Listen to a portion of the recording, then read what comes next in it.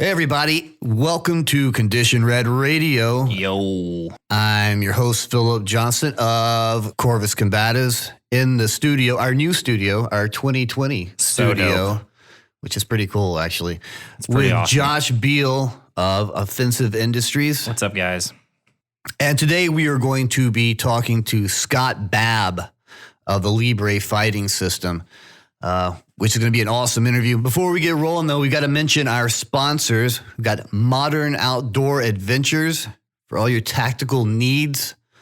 Like, what do they have at Modern Outdoor? Dude, what don't they have at Modern Outdoor Adventures? It's more like what don't they have? That would be the easier way to explain it.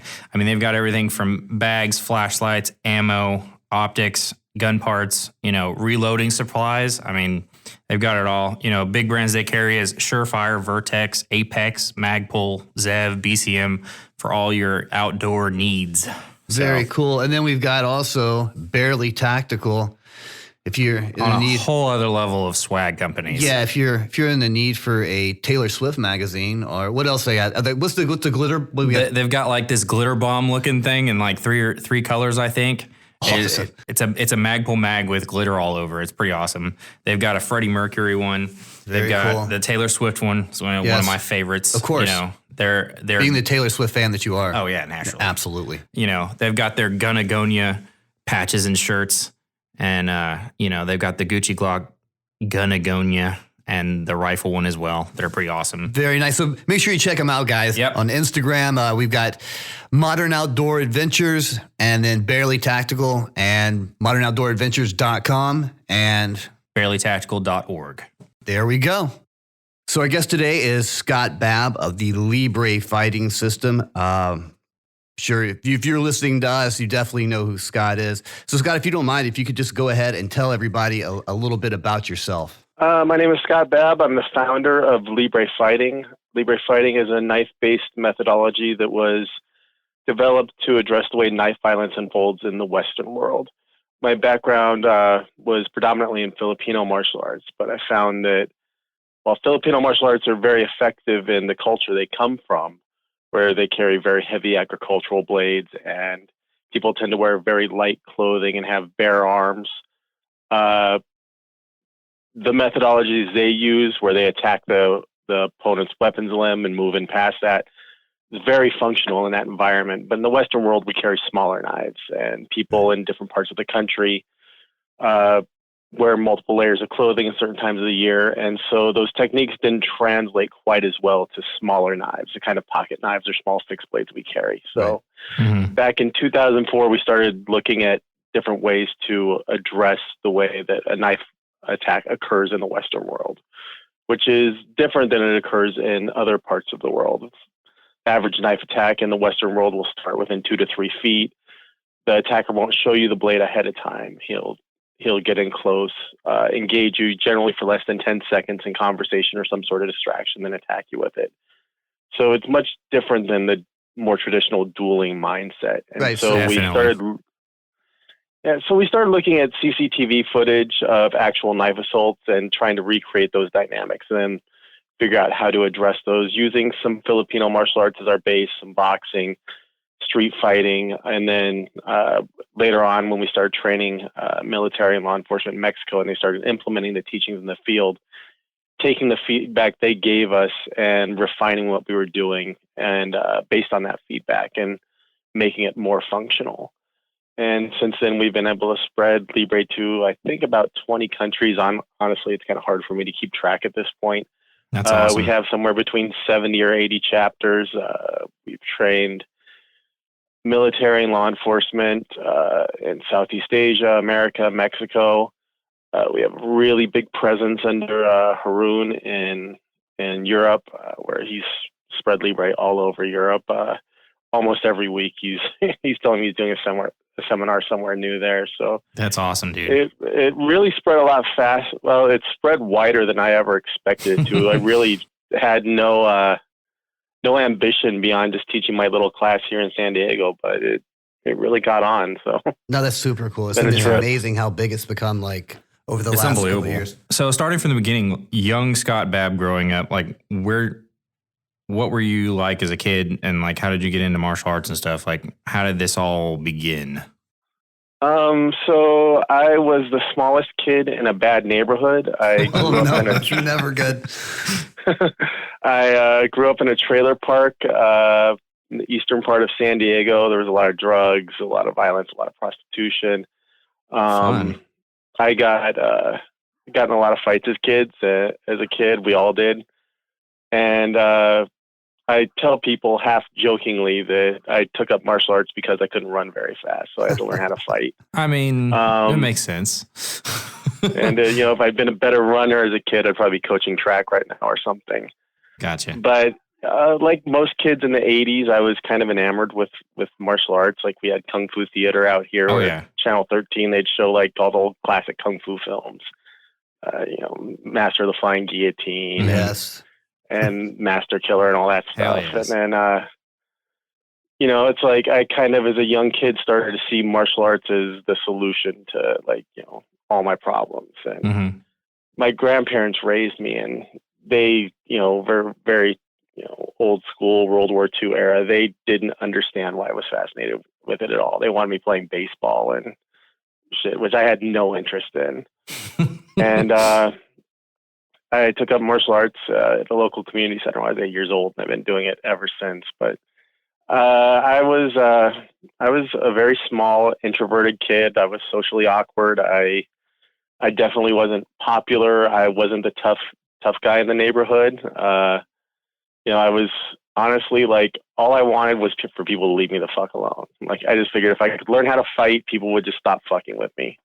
Sorry, guys, I curse a lot. I'm going to try. No, go ahead. You cannot outdo Josh. He's the master. Yeah, and my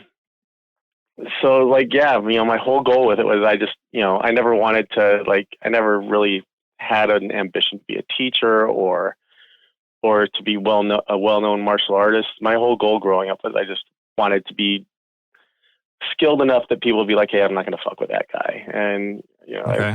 I've always kind of had an obsessive compulsive personality. So I started 8 years old. I'm 43 now, and I've never stopped doing it. I've just been doing it that whole time. Very nice. Makes sense. When you're talking about Libre, I know that like everybody thinks Libre, and they're like, oh yeah, Scott, he's that like super fast knife guy. But there's other elements of Libre, right? So you got some empty hands, some stick work, some stuff that's never. You think is that intentional? That it's that it's predominantly the knife is seen, but there's other stuff, or is that just kind of the way it came to be? So I kind of think of it in terms of the knife stuff and the blade stuff is the Libre canon stuff. To put it in comic book terms, that's like predominantly what I teach. Yeah, I do teach street boxing as well. The stick stuff I don't really call Libre, and that's mostly just because, well, one, the principles that I teach with stick fighting are completely different than the principles I teach with a knife. They don't overlap. The way that you see blade and stick principles overlap in Filipino martial arts, I have a completely different approach with the stick. And the thing is, I actually love doing the stick work. That's my first passion. I just got known for the knife work. So but I love fast. doing stick. I just, yeah. So Libre tends to be knife focused. We focus on small, fixed blades and folding knives. I also like working with, the ox or the tap knife or pop knife a lot, just because it's an easily sourceable weapon when you travel. And it's inconspicuous. It's concealable. Yes. Yeah, it's very inconspicuous. It's not the ideal weapon by any means, but it's something you can pick up if you're traveling, carry it with you, and you're not going to feel bad if you toss it in the trash on your way out of town. Saps, I've really become fascinated with. I think they're very functional weapons that haven't been explored in depth a lot. I think there's a lot of new ground to be covered with those. So I really enjoy doing sap work. Street boxing is something else I really love. I love boxing. For me, it was always the most challenging martial art I ever did, just based on the cardio and, the training is just so rigorous and grueling if you're doing intense. Boxing correctly. Unfortunately, I have really bad arthritis in my hand now, so I can't really box myself too much anymore. I can hit mitts for a little while before my hands really start hurting, but still love holding mitts for people and training people in boxing. The stick work is something I keep different from Libre, just because the principles I teach with the stick are totally different. The mindset I teach with the stick is totally different than Libre, but I love doing stick work. It's what I came up doing in the Filipino martial arts. I always gravitated more towards the stick work coming up and less towards the knife. With my training partner and he was more the knife guy and I was the stick guy. In California, it doesn't really make a lot of sense to train stick because it's illegal to carry a stick here, but it's legal to carry a knife. So California actually has pretty open knife laws, surprisingly. So, really? Yeah. And I'm not a lawyer, so please do your own legal research if you're in California. I always feel like I have to say that. And, there's state law and then there's also local city and county laws, and it changes depending on where you are. But in California, unless they've changed the laws very, very recently, there's not even a restriction on length. You can carry a sword on your belt if you want. Really? Yeah. Big biker knives, all that. I mean, granted, if you're carrying, a big hunting knife on your hip, chances are a cop's going to stop you and ask what you're doing. You're going a story for it. Yeah, it's going to make the people around you uncomfortable. And if you ever have to use it, you're going to have a hard time explaining to the DA and a judge and jury why you were carrying this big Klingon weapon on your hip. But,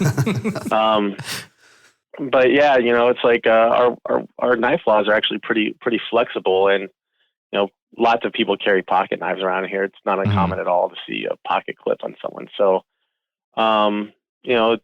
it makes sense if you're in California to be carrying a knife. So, rather than a stick. So right. That was one of the reasons I started gravitating more towards knife work. And then the other thing is I started to see that, the knife work I came up doing wasn't ideal for the Western world.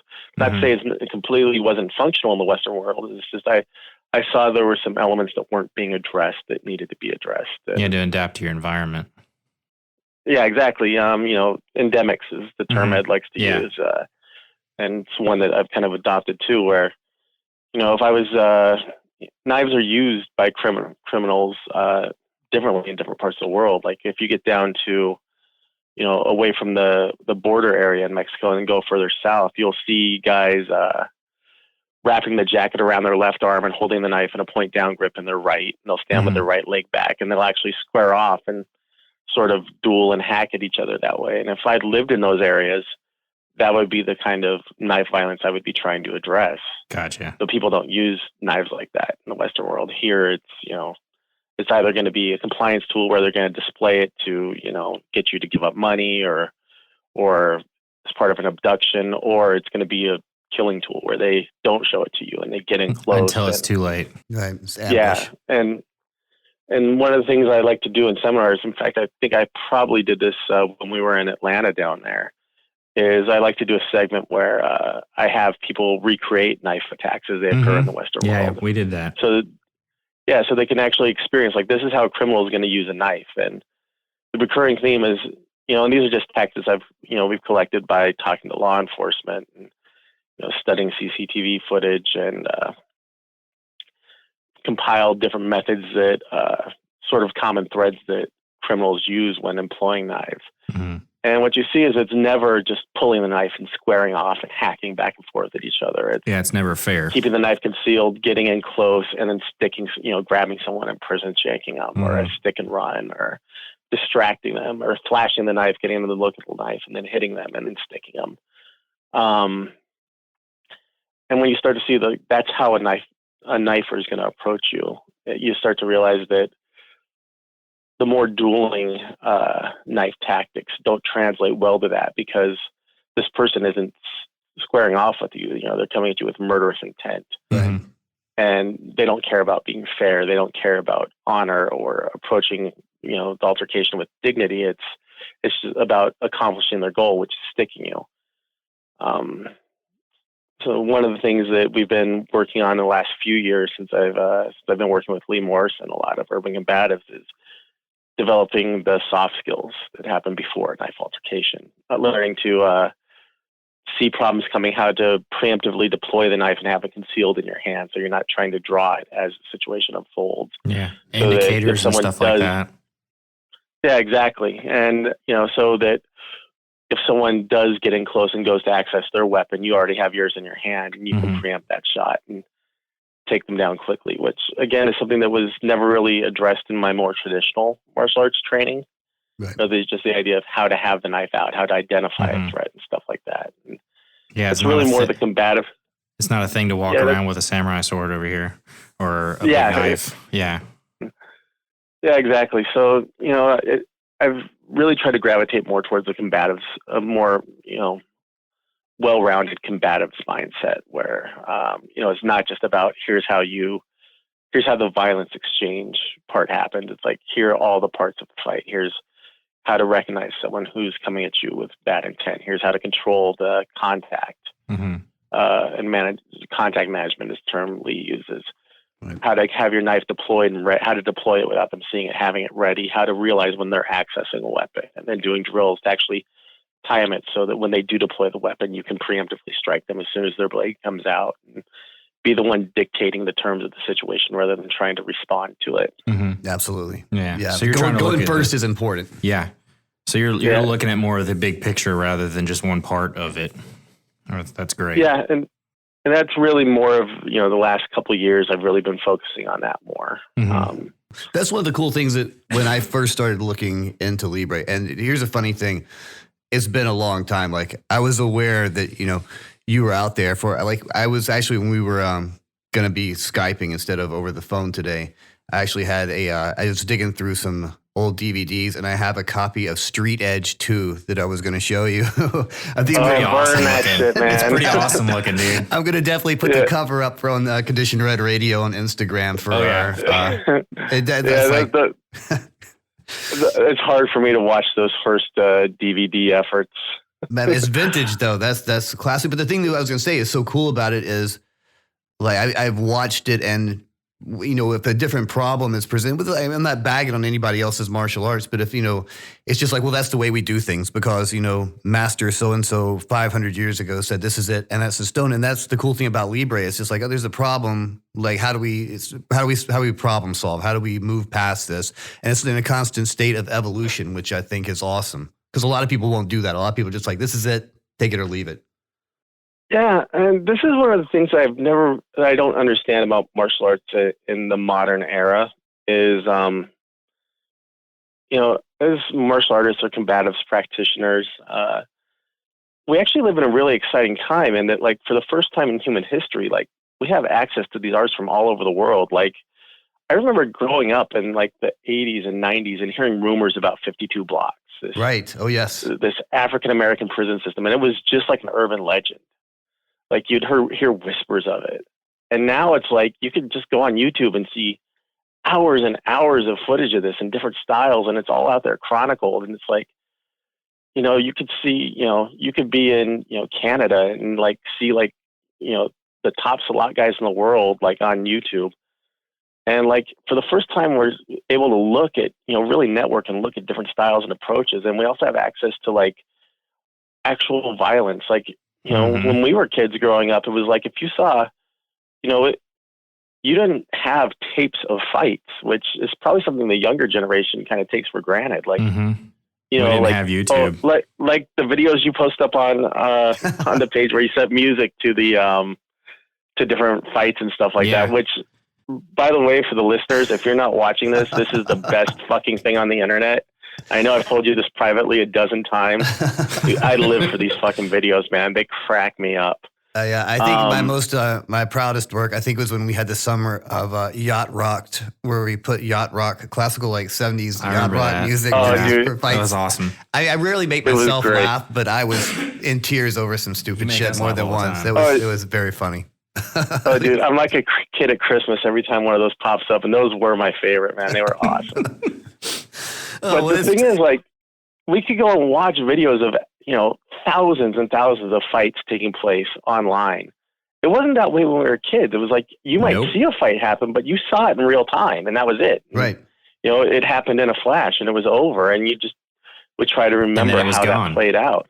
Right. It's like you might, on some television news program might see video of a fight, or if you were in law enforcement, you might have some CCTV footage of fights, and you never see footage of stabbings or weapons attacks or anything like that. And now it's like you can actually go back and watch this stuff and see how violence plays out and find common threads in it. All at our fingertips and now. Then, yeah, and so what we do is we just take a look at like, okay, here are common threads that we see in knife assault. So let's practice doing that so we can recreate it in a training environment, and then learn how to deal with it and pressure test it and start filming it and seeing, what's working, what isn't, and sort of adapt and refine and address these issues. Mm-hmm.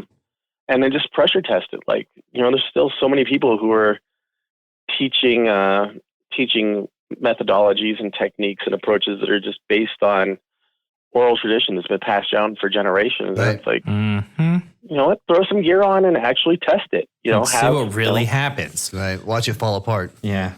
Yeah, or see it work. Because this is a misconception I think a lot of people have about what I do, is they think that I'm anti-traditional martial arts. And I'm not. I love watching martial arts. I very rarely watch like martial arts videos online. But when I do, I'm always watching more traditional stuff. It fascinates me. And I think it's important to preserve these cultural roots and understand where these fighting systems come from. And I think it's important that people, that there are people out there who train these arts and sort of preserve these methodologies. Mm-hmm. Because I'm a boxing fan. I'm not so much an MMA fan, but you'll see things in MMA that like have been around in martial arts for hundreds of years. Right. And the first time it's used in MMA, they think it's groundbreaking.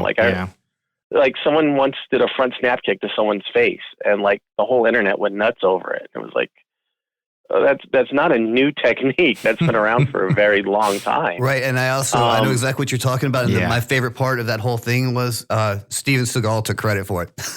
Yeah, I of course that. he did. He did, didn't he? He absolutely did. Yeah. I think it was Anderson Silva was one. It was either, I think it was Anderson Silva was one of the first people that did it, snap kick somebody underneath the chin, knocked him cold. And he's like, I learned that from Steven Seagal. And Steven Seagal's like, hell yeah, he did. Yeah, he did. Under Siege, too. Yeah. And that's a common, martial arts technique, but, it's like no one had employed it in the MMA setting. And once they did, they proved like this is an old school technique that's functional in a modern scenario. Yeah. And so like, I think it's important to preserve even though I don't really train traditional martial arts anymore, I think it's important that they're preserved because you still can source functional tactics from this stuff. It might need to be refined a little bit. Yeah. So, it's like, but now it's like you can actually just start pressure testing this stuff and seeing if it actually works. Right now, before we go down any further, I just want to, since you're talking about MMA and boxing, have you been checking out the bare knuckle boxing scene?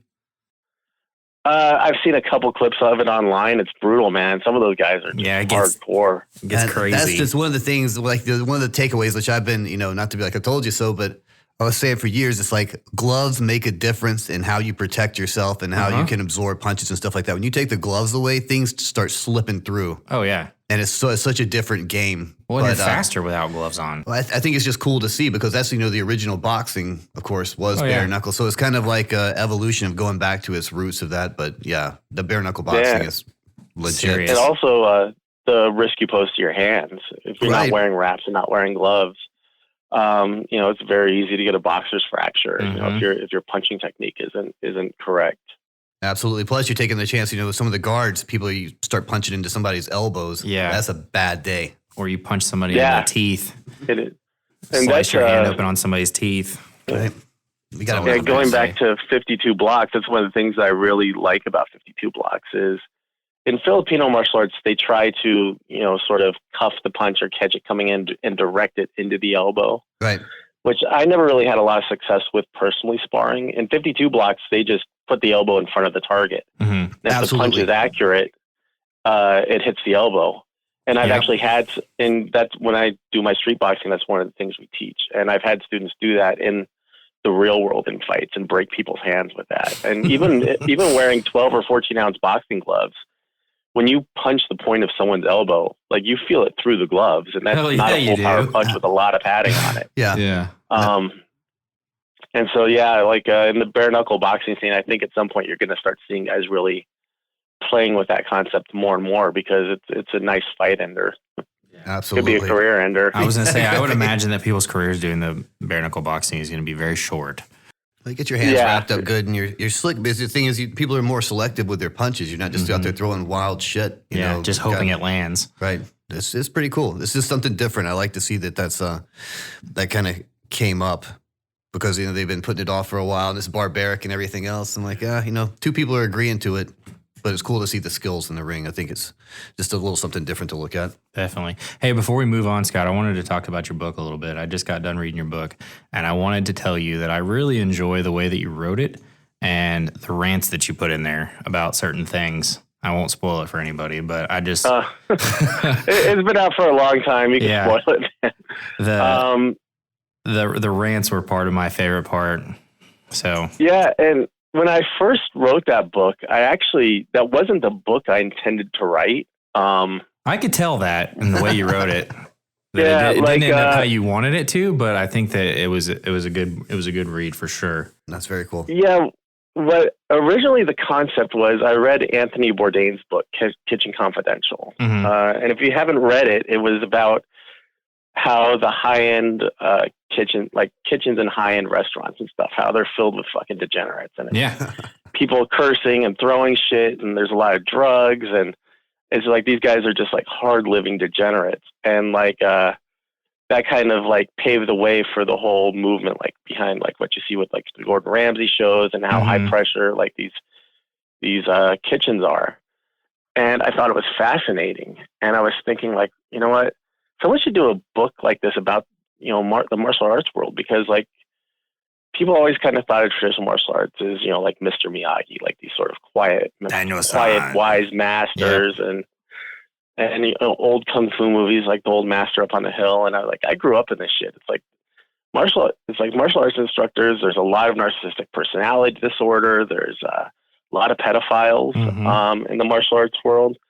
A lot of just broken people teaching martial arts. Absolutely. And I was like, you know what? Someone should write a book about this. Yep. Someone should write a book about this. And I was like, I should write a book about this. And the original working title for it was actually Dojo Confidential. Really? Oh, nice. And as I started writing it, I was like, well, you know what? I'm going to have to tell this from my point of view, because these are my experiences. Mm-hmm. And then as I started writing it, it just kind of became more about my journey in martial arts, and that became just a background element of it. Yeah. But yeah, that was the book I actually intended to write, and I just it just came out differently. Matt, as a fellow lifelong martial artist and somebody who taught at a more traditional school for years and years, that resonated with me. I was just like, this is my life. This stuff. I've met so many scam artists and just rip off people that all of a sudden it's like, hey, that guy was a 2nd degree black belt last week. Now he's created his own style and his grandmaster. So something these people are just used car salesmen. It's insane. Oh, totally. Fucking lawyers, dude. and honestly, there was so much stuff that I wanted to put in there, but I had to leave out because I don't use a lot of real names in it. Just because I didn't have permission. I didn't want to get sued. Right. But there was so many elements where I was like, if I put this stuff in, at least everyone on the local scene will know who I'm talking about. And so I really had to keep it as vague as possible with a lot of things. Yeah. Next time we have a seminar or whatever, hook up, we're going to have to sit down and compare notes, because I've got some ridiculous stories, but again, I can't really say who they are, but they're horrible. Horrible. I would love to hear them. Yeah, and it's the stories that I sort of, tell in passing in that story. There's so much detail to those, and they get so absurd and crazy and just over the top. But it's like I said, those details would just give away who I was talking Absolutely. about. I totally get that. And the thing is that at some point I want to do another book that ties in the cult aspect of martial arts. I think that would be great. Yeah. And there is one, I don't want to say the name, but there is one martial arts cult it was very predominant. There's a lot of news stories about them. And they actually were really big here in San Diego. And I went in and talked to them once years ago, just as under the guise of being a prospective student, just because I wanted to see it for myself. See it firsthand. And like, yeah, and everything that I'd heard about them was true when I was in there. I mean, it was so absurd. Like this part might give away elements of who I'm talking about, but they do forms, like Tai Chi style forms, holding bags of herbs, like to absorb the energy and shit. And I actually got to see this woman doing it while this guy was talking to me, and they talk like Yoda, like sort of backwards, like change you this training will. And so at some point I'm going to write a book about martial arts cults. Please do. And you know, I just got to like, you know, really sit down with some time on my hands to do it. But I have to know that these people still exist right now. Like, are they still? Yes, but much smaller than they used to be. Gotcha. At one point they were all over the country. Oh God. And like they said their master was the one who killed Bruce Lee, and get out of here. Get the fuck out. Yeah, they said because Bruce Lee was teaching, like, you know, like the real kung fu secrets that only they had. And so their master killed him. Wait, so what are they doing now? They're not teaching the real secrets? They still do, but not openly, according to them or something. It's okay for them to teach them. Gotcha. It's absurd. Like they would have their like 5 or 6 students living together in a 1-bedroom apartment, sharing one old car so they could give all their money to the school. And, oh my God. Wow. Like it was a straight cult. Like it was on cult watch list. That's insane. Even like to a lesser extent, just a lot of traditional martial arts operate like cults, like where you have people, you know, talking in unison, wearing identical uniforms, lined up according to rank, referring to someone as master and bowing and groveling to them and thinking that person has near supernatural abilities and stuff. And it's one of the things that's really off-putting about me in martial arts is I hate all that shit. Like, I don't let anyone call me master or bow to me or anything like that. And, you know, I tell people I'm just an ordinary dickhead who's pretty good with a knife. And that sounds about right. Like that. You know, I don't really like that idea of like elevating someone and, you know, like groveling to them, and I don't want to be groveled to. So, it's very off-putting to me. And there is a degree of cultishness in traditional martial arts, and it might not be malicious. It's probably not maliciously done, but there are definitely similarities there. Mm-hmm. Well, coming from that point of view, what are some of the influences that you drew from when you were creating Libre? So a lot of it was based around Western boxing, in terms of timing, range, footwork, putting together combinations. A lot of the tactics that we use stem from boxing. Street application was a lot of it as well. Like I wasn't a street fighter growing up. I got in fights occasionally, but I was around a lot of people who were street fighters, guys who just loved fighting. You know, they would get in a fight or two every week, always beat the shit. You know, these are guys who went on to have careers as bouncers. And if you look at them now, you can see they're scarred up, their face is kind of mangled. They just lived their lives fighting, and seeing the way they fought, the mindset they had, things like grabbing on to, like, attaching to the person's clothing and attacking them and things like that, which is stuff that actually appeared in traditional martial arts as well. Like if you look at traditional karate styles where you're in your horse stance and you're throwing your punches, you know, down the center line. When you're actually trading punches there, traditionally the way they would train is you'd be grabbing onto the other person's gi or clothing with one hand, with the hand that you just punched with, pulling them to you and hitting you with the other hand. Those little nuances were kind of lost as the traditional martial arts spread. But the idea of, like, you know, when you get someone in a vulnerable position, attaching onto their clothing so they can't mount a defense and pressing your attack there, that's something that I never really learned in my martial arts background coming up, but I saw it in street fights a lot. Absolutely. And I saw that this works in a street fight. So it's like, why not train it? People need to learn this.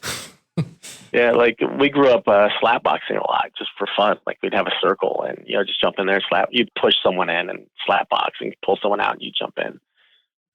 Right. So in street boxing, we would do a lot of slap boxing just, as a training methodology. Because it moves fast and you get used to dealing with unorthodox angles. And then it also makes it easier to transition to knife work. So you can start off slap boxing. You say knives, you pull your knives out and change your mindset from an empty hand mindset to a knife mindset. And that stemmed just more from, street experience. Mm-hmm.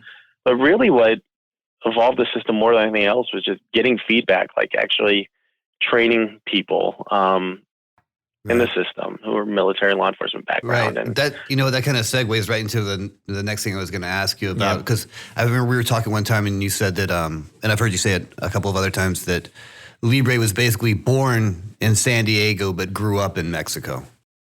Yeah, it totally did. Like I was very fortunate to meet Ed Calderon. And how Ed reached out to me initially was he was trying to find someone to come down and work knives with his guys down in Mexico when he was still active. And he was reaching out to a lot of really well-known instructors in the United States, and they were all scared to go to Mexico. Right. And at the time, I wasn't really well-known, but Ed reached out to me. He's like, would you be willing to come to Mexico? And I was like, fuck yeah, I grew up in San Diego. Like Tijuana is my backyard. Like if you grow up in San Diego, from the time you're 18 to 21, you're in Mexico because you can drink down there. So I was like, yeah, I'll go to Mexico. And so the guys that, we were working with down there, they were crazy. Like we'd teach them something, they'd find an excuse to go out and try it out in the field. I did this last night. Yeah. Like the first time we worked down there, there's some video of Ed and I training some guys in a hangar. And Ed told me then, he's like, within a few months, one of these guys is going to use something we're teaching here today. And then sure enough, Ed reaches out and he's like, hey, we just had an incident. And he gives me the details. And like when we could talk to these guys and talking about things like, okay, well, how long did it actually take the guy to bleed out? How did he react when he was stabbed? What happened? And it's all really morbid stuff. And I know I talked about this in sort of a casual manner. It's just because I do this all day long, every day, and I kind of get desensitized to it a little bit. But, being able to ask all the, really gruesome questions and get feedback, what worked, what do we need to refine? And then just being able to mold became it. more of a process of stripping things away than adding things to it. Mm-hmm. I'd always rather make the system smaller than bigger. Absolutely. No, that totally makes sense. And so just being able to get that feedback and sort of, refine what we were doing changed it more than anything else, really. Yeah. It was really just a process of trial and error. And we were in a really fortunate position in that we were in, San Diego and a first world country where people were comfortable flying in from like all over the world to train. And, they could, kind of give us their insights and experience and background. And we could learn from that as we were training them. But then having like 15 minutes south of us, having Mexico, where we could teach these guys and they could actually go out and implement this in the field and bring us like real world feedback on it. And then, bring it back up to our laboratory in San Diego, tweak it more. And that just sort of, it's just sort of a very fortunate situation that we were in that allowed us to evolve things to where they are. I mean, that's like that's a crazy situation though, because if you think about supposedly, like Filipino martial arts are based on like people out there whacking each other with machetes or something, or having duels and stuff like that. But that was, how long ago? When was the last duel that took place? But this is something happening basically real time. Like you're getting real feedback from stuff that's happening yesterday. That's crazy. Yeah. Yeah. And it's nothing we ever planned. It was just very, just a I hate to use the word fortunate dealing with this stuff. But, it was, so I'll just say it was a unique situation we found ourselves in. A good opportunity. Right. Yeah. And I was just, I was really lucky that, I got to work with Ed, and Ed had those resources down there, and, we made it work. Do you have any stories or feedback that from Mexico that you can talk about? So yeah, there's one kind of wild story. I know you have a few, but the ones you can talk about. This one I could talk about because I actually put it in the Bastard Children documentary. Okay. Ed and I were doing a series of seminars down in Mexico. Mm-hmm. We flew down there. I think we did 3 seminars. We were both sick as dogs with the flu too. It was brutal. The first one we did was like military law enforcement. The second one was just with some more advanced Libre practitioners. It was a closed seminar. And we get there, and like maybe an hour into the seminar, we find out that one of the guys who was there had actually stabbed someone coming out of his class the night we landed in Mexico. No way. Yeah. And, it's like Mexico City is just like so, it's such a crime ridden area that it wasn't like if that happened here in the States, like, it would be mind blowing. In your class? Yeah. Well, no, he stabbed him in a self-defense situation. Oh, okay.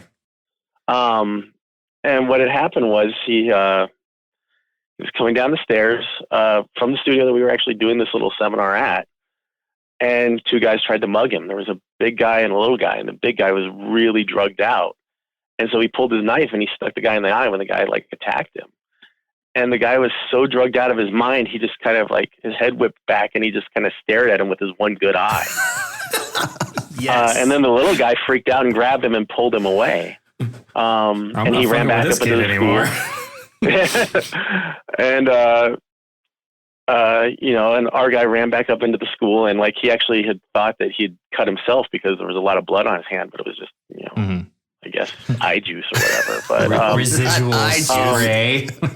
But the guy just brought it. They just brought it up, and then they're like, "What?" And we got. And so in the seminar, he was like, because one of the reasons we really focus on the face and eye attacks so much is the feedback we started getting in Mexico is when people were stabbed in the body, it wasn't registering with them. Mm-hmm. They would just think they got hit. There would still be a time between when they got stabbed and when they started succumbing to the wound. And most people didn't even realize they had been stabbed until the altercation was over. Yeah. They still had all that will to fight.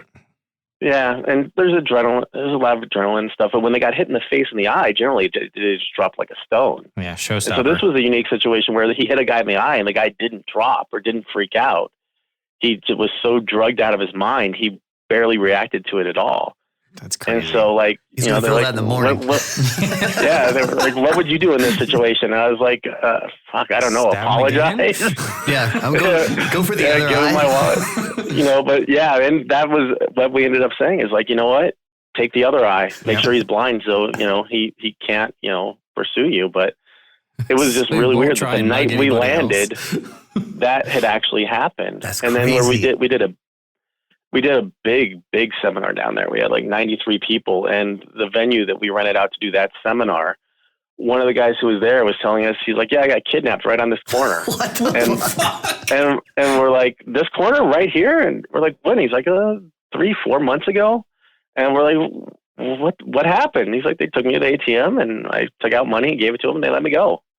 Wow. But it was just such a routine thing to him that yeah, I got kidnapped here. It was no big deal. Was he nonchalant about talking about it? Oh, totally. He thought it was kind of funny. I mean, I'm sure when it happened, it wasn't funny. I'm sure, he was freaked out, as any reasonable person would be. But yeah, he was very just he's like, "Yeah, I got kidnapped right here." And on that very corner. So let me think of what are some, because there's stories I can give the broad details on. There's stories I can go into full detail, and there's some that I've been asked not to talk about at all. No, I totally. So another one that I can give the broad details on is one of our guys did a sensory removal technique on someone. It was in a rural area, mountainous region in Mexico. There were 2 teams approaching a house, one coming up from the front, one coming up from the back. And our guy was in the team coming up from the back. And they actually saw this guy up on a ledge because he was playing a video game and smoking a cigarette. So they saw the light from his phone. And so they needed to get past this guy to get to the house where they're trying to apprehend someone. And, they said, "Well, okay, what are we going to do?" And our guy said, "Put him in your crosshairs. If he hears me coming, just take his head off." And I said, "What are you going to do?" And he pulled out his knife and just slunk off into the night.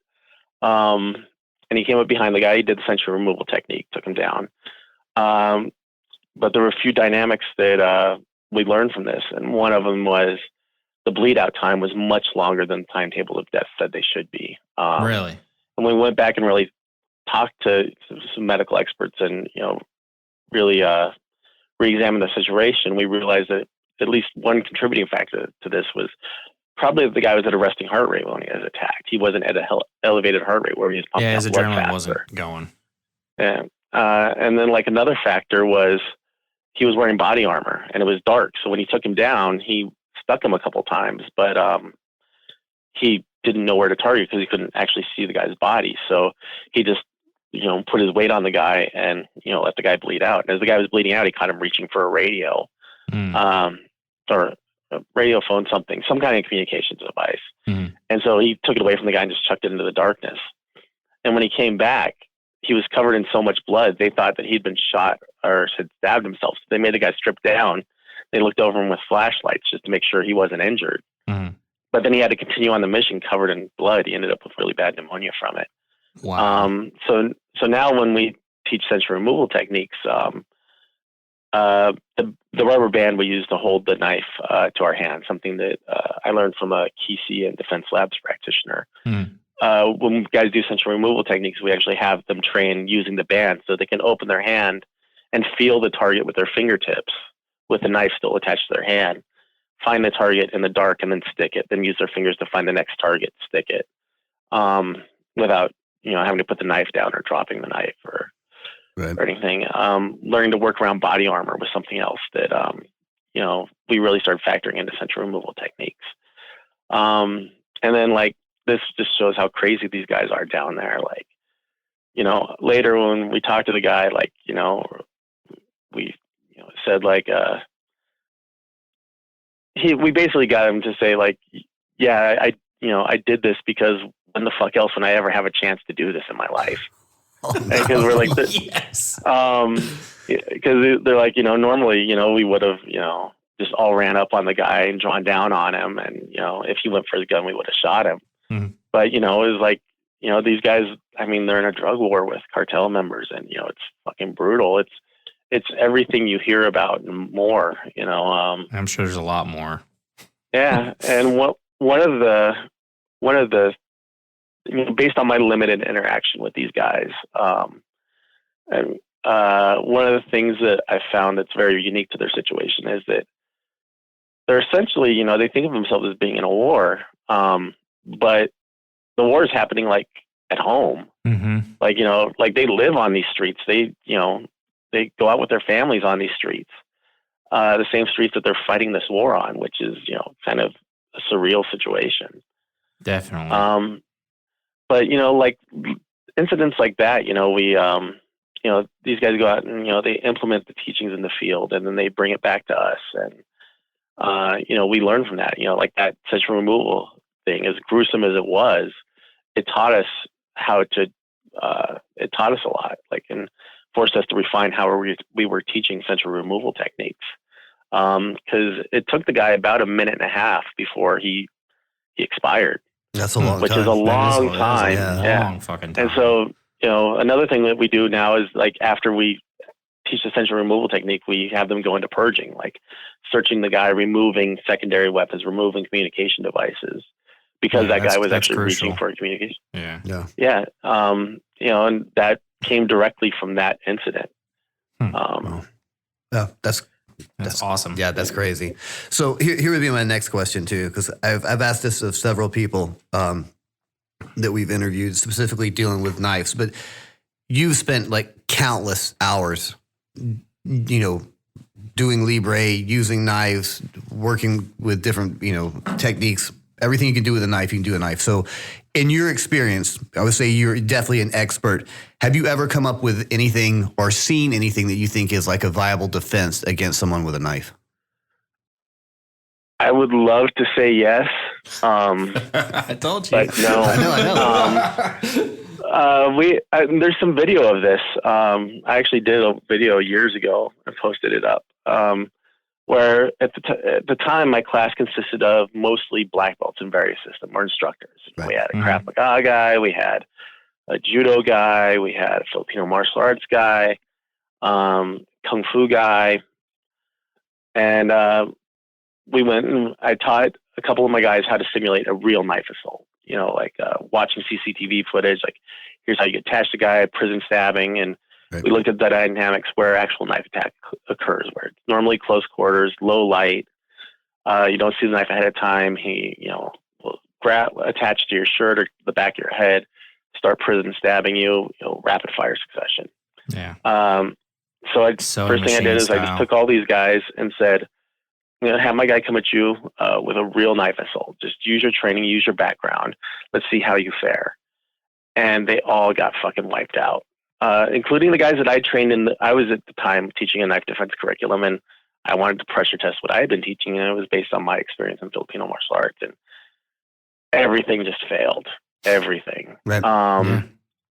And so then, like, we started isolating different components, like, different kinds of blocks. Like, okay, we're going to try this kind of, block or this kind of defense against this prison stabbing and see how this fares. And all that started falling apart. And then it got to the point where we'd actually start, and a big part of this was motivation. Because in a training scenario, if you're the one playing the role of the knifer, unless you're an asshole, you kind of want to see your training partner succeed and do well. So you're going to, even if it's subconscious, you're going to be a little bit more cooperative than you otherwise would. So what I started doing was I'd say, okay, here's the deal. We're going to start in a position to do a disarm. Like, you're already going to have control of the opponent's arm. If you don't get the knife away, you do 50 push-ups. Then I tell the knifer, if you lose the knife, you do 50 push-ups. Yep. So now there's a little bit of motivation in there. And once you put in that little bit of motivation, that guy didn't want to lose the knife. He very rarely lost the knife. Yeah. And when he did lose the knife, it wasn't because the other guy, performed some kind of textbook knife disarm. Mm-hmm. It was because they were fumbling around. The knife fell out of his hand. They both dove for it. And the other guy got the knife first. Gotcha. That being said, I don't have a problem with people teaching knife defense. As long as they do it with the explanation that this is a last ditch, no other alternative. You can't run, you can't get away. It might give you a chance of survival. So we're going to cover this material and drill it as hard as we can. Mm-hmm. I'm fine with it being taught under those parameters. I think it can actually be a good thing because you might get lucky and pull off one of these knife disarms. It might give you, a 5% greater chance of survival. What I have a problem with is when an instructor teaches a knife defense curriculum and then says, you got this. Someone comes with you with a knife, they're fucked. They don't know what's going on. You're gonna Steven Seagal your way out of this shit, and it's gonna be gold. Like, that's the shit I have a problem with. Right. And then you can write a book about it. Yeah, exactly. And so it's like we did. We spent 2 months doing every class, just doing this, testing it, videoing it, and trying to find stuff. And what we found was the highest probability of survival was when you prioritize getting away. Specifically, and this is a bit counterintuitive, moving past the opponent's weapon side. If they had the knife in their right hand, moving past their right arm, getting past their right arm and exiting on that line rather than going to the left, which you would think going past the left side would be safer because you're further away from the weapon. Mm-hmm. But what we found is when you try to go past the left side, when you move past their left arm, because there's not a weapon in it, because that arm isn't committed to doing anything else, it's very easy for them to loop that arm back around and catch you as you try to pass it, and then start sticking you in the back.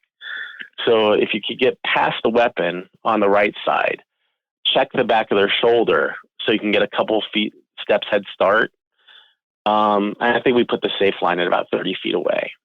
So if you get past the weapon side, check the back of the opponent's right arm and take off running, you would take less damage than you would otherwise. You still got stabbed. Right. But it's the first rule in a knife fight. Instead of getting stabbed, 10, 20 times being in the pocket, you got stabbed 3 or 4 times trying to get past that arm and get away. Mm-hmm. And I really wish because I set out with the intention of, okay, let's find what works, what doesn't, and start to develop a curriculum to survive a knife attack unarmed. And, it was a failure, and when I posted the video, people were like, all right, well, you're saying that none of this stuff we've been training works. What's the solution? I'm like, that's the point. I'm telling you, I don't have a solution. I'm not trying to sell you anything else. Right. I'm up here on my soapbox pimping doubt. Yeah. I'm just putting this out there like, hey. And the thing is, I still want, I hope that someday someone does develop a reliable methodology that will give you a better than 50% chance of surviving a knife attack unarmed, if you can't escape. And maybe it's out there and I just haven't seen it yet. But yeah, so far, I haven't seen anything that I think would give someone a greater than 50% chance of surviving a lethal You're knife giving him assault. more than I would ever give anybody. Yeah. I'm not gonna lie. Well, yeah, I mean, in our testing, it was, if someone really had murderous intent and you were in an enclosed area, and you were trying to fight back, it was really, really, really low survivability. And usually it was because the person with a knife, inadvertently dropped it. Mhm. It wasn't. And in that situation, if I had to fight, I honestly think eye gouges and going for a knockout, hoping that I could catch the fucker on the chin and just put him out, as quickly as possible. Like, trying to control the weapon hand, like when, someone's actually like, with true lethal intent trying to stab you. And there's blood and it's slippery and it's dark and chaotic and your adrenaline surging, like trying to take the arm and, swing it around and put them in a wrist lock and strip the knife away and take the guy down. It's like, maybe there's someone out there who can do that, some old master somewhere, but I have no shame in telling you I'm not one of them. I have no faith that I could do that in a real life situation. Yeah. Right. No. Huh. Well, you have a new project out called Bat Country. What's all that about? Yeah. I'm still tweaking it a little bit. I'm still finding what I want to do with it, but Okay. I've been doing like a weekly 60-second lessons that are based around solo training. Mm-hmm. And mostly I do those because a lot of the people who just watch our online training videos are watching them because they don't have a training partner. They're in an area where there's not, not anyone, who's actively training. So I geared that around, okay, here's some stuff you can do solo. Mm-hmm. But naturally, a lot of people, online were kind of trolling and being like, well, yeah, it's easy doing that against a Babb dummy. What about, doing this in real life, or against a reacting opponent and stuff. And so I was like, okay, fine. I'll start filming that stuff too and putting it up there. We got you. And, I used to not post a lot of video from my class, mostly just because the lighting in there is shit and the video always looked like shit. So I got a better camera, one that can handle low light better, and started filming stuff in there. And I've been trying to make it more documentary style a little bit. I'm still trying to find a style that works for the series. I don't know how, I've been doing a lot of establishing shots and some time lapse stuff just to make it more visually interesting to watch, just to keep people focused on it. I don't know how much of that I'm going to continue doing. I don't know if I'm just going to make it more towards, okay, this is just what we've been doing in class this week, or if I'm going to keep it more documentary style with Gotcha. music and establishing shots. But the other thing I've been trying to do with Backcountry is make it less about techniques and more about principles. So I figure, you can learn the basic techniques from the 60-second lessons. So with Backcountry, I've been trying to make it, okay, here are more combative principles. Here are the principles behind the techniques. Here's not like just the technique. Here's how to apply it, the situation you're going to apply it in. And then doing it in scenario-based training where you have someone who's, kitted up and protected, where, you can actually, come at them, with a significant amount of force and a significant amount of intensity, and where there's yelling and screaming and sort of dynamics around it, and apply the techniques in that. So it's not quite where I want it to be yet. I've only done 2 episodes, so I'm going to continue refining it and see, what the audience reacts to, what the audience likes, and get some feedback on it. But it's a fun project for me. Very cool. So with you got Backcountry and you got the little it's every Thursday, right? You do the 60-second lesson on Instagram, which is really awesome. Cool. So if someone sees this and they're like, this is awesome, I want to learn more about Libre, I want to start training, what would you recommend? How would they get them started out? Just get to the website, shoot me an email. I can point them to the nearest chapter or the nearest instructor. You know, we've spread, you know, to a lot of different areas. So, you know, there's a reasonable chance they'll have an instructor close. For those who don't, we have the Guild Initiation Package, which is awesome. Those are, if you can check those out, those are super cool. There's a lot of awesome information in there. Yeah, with those, I was like, you know what, if I was a new student, what would I want? Right. You know, and not just, so I didn't just want to do a book or just do a DVD. So, you know, it's, you know, there's the pages of material breaking down what Libre is, the concepts and the approach. There's the book in there that talks more about the mindset, the DVDs that establish the basic techniques, then just, you know, the patches and, you know, all the little tchotchke stuff. And then it's in like a cool sort of dossier folder that holds everything in one place. So I really wanted to make that a more comprehensive introduction to the system than just here's a book or here's a DVD. Just here's a series of training materials in different formats that all works together and gives you different pieces of it. Right. So if there is an instructor near you, that's specifically what I designed that package for, to be an introduction to the system. Gotcha. Very cool. Well, man, we've gone about an hour. We've got like a couple more things I want to do, but I just want to say I super appreciate you coming on. That was awesome. It was a lot of really cool information. It's been a good time, man. So we do two things at the end. One is I started this with Ed just on a whim, and I asked this question, and we got this ridiculous, one of the funniest stories I've ever heard in my life. We literally we were all pretty much in the bag when we were doing it too, but we laughed for a good 5 minutes over this story. And then we had Fieldworks come in, and he had an awesome story. So if you have one, it's cool. If not, no pressure. But is there any story that needs, like, I've never told this story because no one's ever asked me about it, but it's just a crazy, ridiculous, off-the-wall story. It didn't have to be related to anything martial arts or anything. It could be, but it doesn't have to be. But just a bizarre story you've never told. All right. He wasn't prepared. I wasn't prepared for this one. Never is. I'm pretty verbose about Libre, so I don't know that there's one that I've never told anyone. I do have a story that I think the fans will like because it involves Ed. Okay, there really we go. Perfect. Ed's mindset, and I've only told this to a few people. So the first time Ed and I did a black box seminar in Mexico, we were in this warehouse. It was in a real rural area of Mexico. Like it was literally like a warehouse surrounded by a shanty town where people had built shacks that they were living in. And, you know, these were 24-hour things where they would literally live in this warehouse. And, you know, we would wake them up in the middle of the night. We'd simulate abductions. Really crazy, over-the-top training.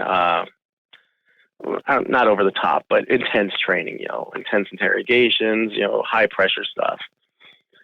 And so the first night there was a little office in the corner of the warehouse.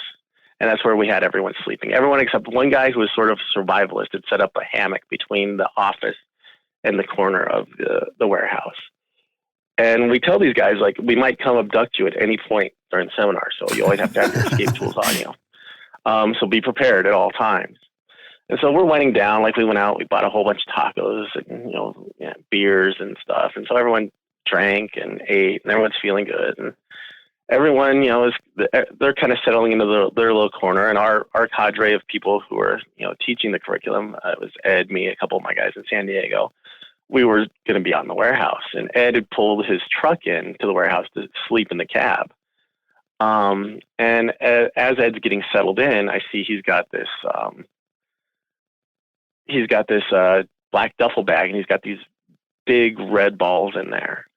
And he had told me stories about these before. They were homemade flashbangs that his team would use when they didn't have real flashbangs. Outstanding. And I saw these in his bag, and I said, Ed, are you going to set those off in the middle of the night? And Ed kind of gives me that little Ed smile. The little smirk. No. I went, fuck you, dude. Are you going to set these off in the middle of the night? I don't want to be shitting myself at 3 a.m. He goes, no. I forgot I even had them in there. I was like, that's fucking lying. So I was like, I'm going to sleep in the bed of the truck so that when I feel this fucker rock in the middle of the night, I'll wake up. So sure enough, like 3:30 in the morning, feel rock as Ed gets out there. I went, here we go. So It is time. kind of peek over the edge. I see Ed in his duffel bag with a flashlight. So I hopped out of the bed of the truck and I wake up the two guys we brought together. Guys, wake up. You're going to freak out. So sure enough, Ed lights one of these, rolls it under the table where we had all the tacos and beer and stuff. Bam! Fucking table, rocks, beer cans go flying. Fucking dust in the rafters just fucking rains down. I have a picture of me standing in it. It looks like fog, but it was just 50 years of dust in the rafters of this spare house. Nice. Then, second one, he lights and he rolls it under the dude's hammock. The dude had reacted to the first one and jumped out of his hammock, but he was so disoriented, he didn't jump onto the open floor. He jumped into the corner between the office and the warehouse. And so Ed rolls a second one over there. And the dude starts trying to climb. And there was no danger. These things, you'd have to have it in your hand for it to hurt you. But, I mean, obviously, this guy doesn't know what the fuck. I was going to say, he didn't know that. This poor guy's, tried to climb up the side of the office. And blam, that one goes off. And then, he lights the third one. He rolls it up to, right to the door of the office. And so that, shook everything in the office. And, so we're just sitting there waiting now. And about 5 minutes later, we see the door crack. One of the guys peeks out, and then he opens the door and kind of creeps out. Then another one creeps out, and they've all gotten their clothes on and gotten their gear on because they think we were coming to get them. And they don't know what's going on. And we're like, okay, everyone awake, everyone's alert. No panic attacks, anything like that. All right. Okay, go back to sleep now. And they're like, what the fuck? Wow. And so I went outside just to get some air. And in the shanty town, we're seeing people with flashlights, searching. Trying to figure out what's going on. Yeah, because all they heard was, these explosions. And so we, kind of slipped back into the warehouse. And then the next morning, when I think it was Ed's the nephew or cousin who lived in the area, who had been assisting us, a teenage kid, really good kid. And we're like, you hear that last night? He's like, yeah. And we're like, what'd you think it was? He goes, I knew it was fucking Ed. It's always Ed. Always Ed. And so then 3 days later, Ed sends me a link to this news story about a report of a gunfight in the area in the middle of the night. And that was just us, or Ed specifically, setting off these flashbangs. And literally, there were a few left over. So for the rest of the seminar, during breaks and stuff, you would occasionally just see this red ball roll into the room and everyone go running. Oh God. Yeah. And yeah, that's what it's like working with Ed. That is awesome. Very cool. So one last thing. This is the last thing we do to everybody, but it doesn't have anything to do with anything. But we have a little thing we call the lightning round, which our lightning round today is from our sponsors at Modern Outdoor Adventures and Barely Tactical are sponsoring the lightning round today. So basically, we're just going to ask a couple of questions, and they're just ridiculous. So just the first thing that comes to off the top of your head, and that's all we're doing. Josh, just go ahead and just start it out. All right. So, Scott, what flavor should yellow taste like? Lemon? That's what I would say, yeah. Yeah, Lemon. I was absolutely going to say lemon, too. I knew somebody was going to chime in with banana or something, but something no, weird. Absolutely. Lemon, I'd say lemon is the correct answer. All right, Josh, what's something that you used to believe in very strongly, but has since changed your mind? Religion. Religion? Yep. Scott, what do you think? I probably shouldn't say this, but I'm with him on religion. Yep. Okay. No, you can say anything. It took me a second. I was like, anything you fuck want. it. All right, mine's a little bit not that dramatic. Bigfoot. Really? Yeah, okay, so here's the thing with Bigfoot. Let me tell you why. Why? Because when we were kids, right, you didn't have all this technology. It's like, oh yeah, but he could live in the remote parts of Oregon or something somewhere in a forest. But now they've got these drones with FLIR flying around and they still can't find the fucker. He doesn't exist, dude. It's over. Totally does. It's over. Yeah. It's Totally over. He does. does not exist. I don't believe in Bigfoot either, but I did hear someone make an interesting counterpoint to that once. It was Survivor Man. I forget his real name, Les. And he said that the reason he believes Bigfoot might exist is because he spent a year or two living out in the woods in bear country. Mm-hmm. And he's like, you know how many dead bears I saw in the wild while I was out there? None. Zero. Exactly. Never saw one. He's like, nature reclaims this so fucking fast. So, I mean, I tend to not believe in Bigfoot myself, but I think that's an interesting counterpoint. Yeah, I've completely lost faith in Bigfoot. I would love for him to exist, but it's just a guy out there in a gorilla suit going, "Hey, film me." Who knows? Yeah, I don't think so. Like, see, for me, I would love ghosts to exist, and I've actually gone on ghost tours. Like, I want to see a ghost because that would give me go to Paris Island. Don't get me wrong, I would be freaked out by it, but I would also kind of find it comforting in a way because it'd be like, okay, there is some form of afterlife. There is something that happens after we die. Yeah. So if I saw a ghost, I would be like, wow, that's very comforting. Right. The next and time so you're in I've town, gone looking and I can't find them. The next time you're in town, I'm going to tell you my ghost story. I'm going to change your mind. All right, dude. I'd love to hear it. We both have ghost stories that will blow your mind. So, but moving on, is Popeye a superhero? Yes or no, Scott? Popeye? Yeah. Nah, he's a brawler. That's what I'm. Yeah. You don't think he's a superhero either? No. All right, so he's closer to a roid rager than I mean, if he replaced spinach with roids, that's just roid rage. I mean, let's see. Okay, so here's the thing. But Popeye I'm just telling you, Popeye has done some shit. Like he punched Bluto off the face of the earth one time, into outer space.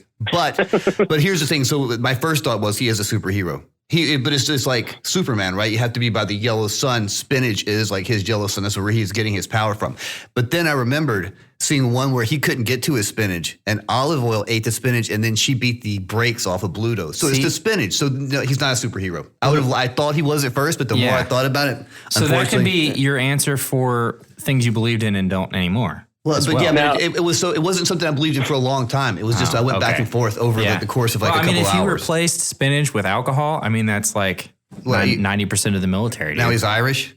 I'm just saying. Now I'll tell you this: whoever invented the Popeyes chicken sandwich, yes, that fucker is a superhero, man. Have you had that? Oh, that's awesome. It's you or me? It's you. Okay. Josh. Guilty pleasure TV show. TV show. Yeah. Something you watch that you really wouldn't admit, but now you're going to have to.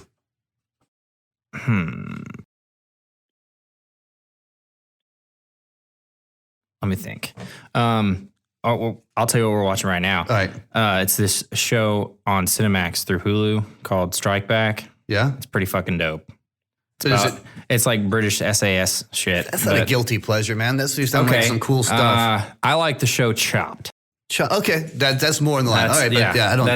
That's not something I would normally tell people in a normal situation. Very cool. I do like cooking shows and Hell's Kitchen too. All right. So, Scott, what do you got? Dog the Bounty Hunter reruns. Oh, no. It is so terribly awesome. I love it. Also, Steven Seagal movies, especially like the newer ones, like the straight to DVD I can't bring ones. myself to watch those, dude. Well, you don't watch the whole movie. You just fast forward to the terrible fight scenes. Yeah. Where it's just him flailing his hands. Like, what the fuck is he doing right now? It's just his hands. Those are like Nick Cage movies. You just don't watch them anymore. They're so bad. They're so bad. It's good. Man, I'm going to have to go with, this is crazy, but. You're a Desperate Housewives fan, aren't you? Fuck that. What is that? I don't even know what that is. My wife drug me down this rabbit hole called 90 Day Fiancé. What? Do you know what this is? No. All right. 90 Day Fiancé is like, say you met some girl from Czechoslovakia online. Mm-hmm. There's a thing called a K-1 visa that you can apply for, and you can bring her to America, and you have 90 days to decide if you're going to marry her or not. And it's just an absolute shit show. Like, they're all fucked up. It's just crazy. And it's just drama, crying, fucking rage. Yeah, 90 Day Fiancé. I was like, I'm never watching this. I'm like, oh my God, what's going to happen this week? That bitch is crazy. She's only using it for a green card. It's obvious. Like, yeah, it's horrible. So it's kind of like The Bachelor, but in 90 days. Yeah, I don't know what The Bachelor is, but it's just... Okay. Another guilty pleasure show, and I probably shouldn't admit this, and it wasn't a widely known show. It was called Unreal. Unreal. What it was about was it was a fictional show, and it was based around behind the scenes of a Bachelor type show. Yeah, where there's like a bunch of there's a bachelor and a bunch of women, and they got to pick which one they're going to marry. And it was about the producers and how they arrange for all the fights and all the drama. I'm sure all that really happens on that show. Well, it was supposedly based on like how these shows really happen. I mean, dramatized and exaggerated, but they'll be like, oh, we need a fight. She has a problem with alcohol. Get her drunk, or we need to get her off. We need to facilitate this. We need to get her off of her antipsychotic meds to make something happen in this episode. And so it was just like crazy shit about like these producers being total sociopaths and just like, and it was like such trash TV, but so fucking entertaining. I was going to say, that sounds pretty entertaining. That sounds awesome. I have to find this now. Okay. It's called Unreal. Alien vs. Predator. Who do you think should win? Predator. You're stealing all my answers, man. It's totally Predator. Yeah, it's 100%. But Alien's like some kind of insect, right? It's just kind of like a thing. Yeah. Like Predator's like he's a hunter. Like he's got equipment, exactly. He's got gear, he's going out. Made to do. Right? It's like a human having weapons. Yeah. That disc in Predator 2. Yep. Yeah, not even close. All right, Josh, you wrote this, and I don't even want to read it because it's making me fucking sick. So I'm going to let you read it. Okay. Scott, do you think that cereal is soup? Gross. What? Hold on. Is cereal, like breakfast cereal, is it considered soup or not? Is it considered soup? No. The dumb shit you can find on the internet, bro. No. I have no explanation as to why, no rationale. It's just no. What do you think, Philip? All right, so here's my thing. I'm going to admit something now. I have this thing with white milk. Like, I can't stand white milk. I can't stand the smell of it. To see somebody drink white milk makes me kind of like squeezy inside, a little nauseous. Wait till next episode. Yeah, so I don't really give a fuck. Like, if you got some cereal and so much milk in the goddamn bowl with your fucking cereal that you're questioning if it's soup, just get the fuck out of here. I don't want to see it. I don't want to see you eat it. I don't want to hear about it. Like, I don't have an answer. I don't even fucking care. It's horrible.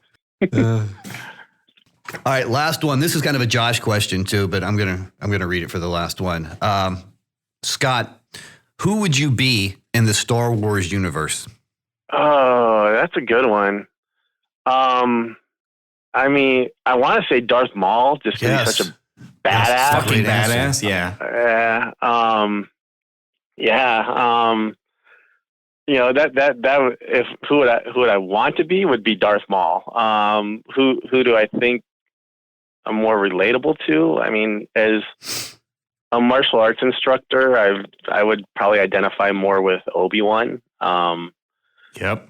If for no other reason than I know what it's like to like train someone and have them like go bad on you, you know? Oh no. Like, man, I invested all this time and energy into someone and they turned out to be an asshole or a douchebag. See, mine's the exact opposite. I would want to be Obi-Wan, but I'm more like Mace Windu.